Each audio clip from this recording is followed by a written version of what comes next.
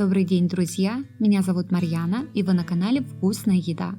Предлагаю рецепт очень нежного и вкусного японского молочного хлеба хоккайдо. Благодаря методу заваривания муки, который называется танчонг, и особому формированию теста, молочный хлеб хоккайдо получается очень мягким, рыхлым и длительное время остается свежим. Этот молочный хлеб, пожалуй, самый легкий, пушистый и самый нежный хлеб, который я когда-либо пробовала. Идеальный домашний хлеб для завтрака, от бутербродов до тоста. Обязательно приготовьте этот необычайно мягкий хлеб.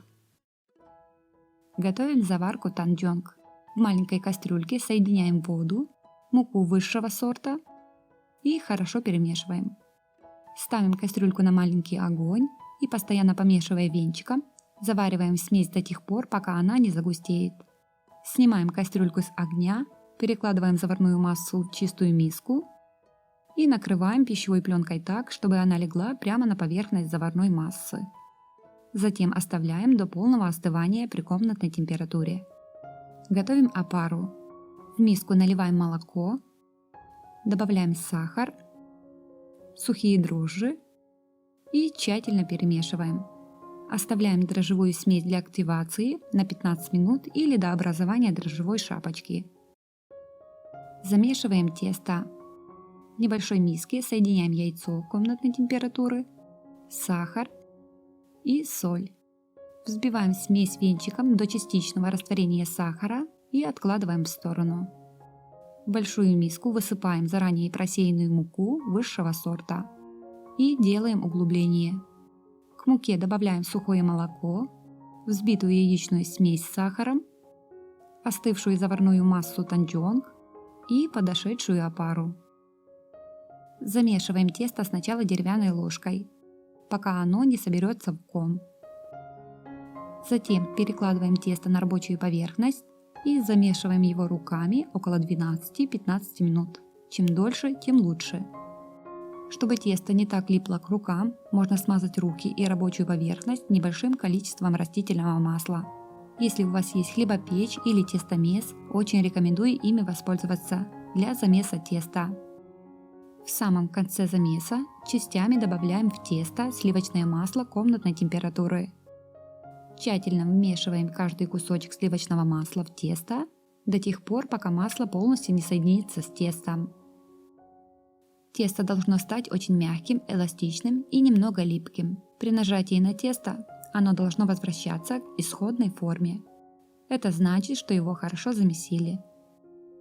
Тесто скатываем в шар и перекладываем в чистую миску, смазанную растительным маслом.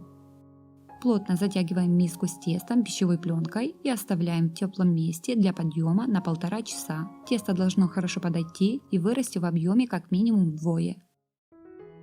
По истечению времени подошедшее тесто хорошо обминаем руками и выкладываем на рабочую поверхность. Разделяем тесто на 6 одинаковых частей, немного округляем, накрываем пищевой пленкой и оставляем отдохнуть на 15 минут. Каждый кусочек теста тонко раскатываем в небольшой пласт, толщиной около 10-12 мм.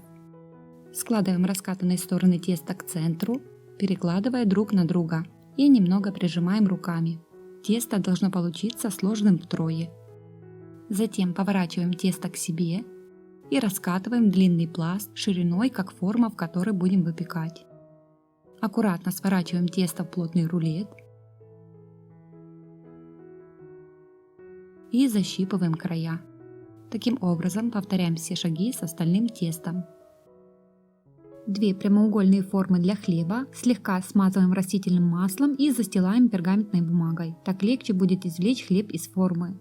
Выкладываем заготовленные рулеты из теста по формам примерно на одном расстоянии друг от друга. Каждую форму с тестом накрываем пищевой пленкой и оставляем для расстойки примерно на 1 час. Тесто должно вырасти и хорошо увеличиться в объеме. Перед выпечкой смазываем поверхность подошедшего теста яйцом, смешанным с молоком. По желанию сверху можно посыпать орехами, маком или семенами белого или черного кунжута. Все по вашему вкусу. Выпекаем молочный хлеб в предварительно разогретой до 180 градусов духовке около 30-35 минут. Если в процессе выпечки хлеб сильно румянится, накройте верх каждой формы фольгой и выпекайте до готовности. После выпечки даем готовому хлебу остыть в форме в течение 10 минут. Затем осторожно достаем молочный хлеб из форм и перекладываем на решетку. Оставляем наш хлеб в таком виде при комнатной температуре до полного остывания. Хлеб получился необыкновенно мягким, воздушным и очень ароматным.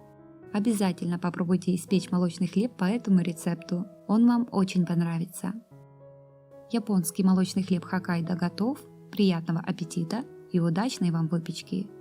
Всем спасибо, что посмотрели видео, пишите комментарии, делитесь рецептом с друзьями в соцсетях, ставьте лайки, подписывайтесь на канал и нажимайте на колокольчик рядом с кнопкой подписки, чтобы не пропустить уведомления о выходе нового видео на моем канале. Мне будет очень приятно.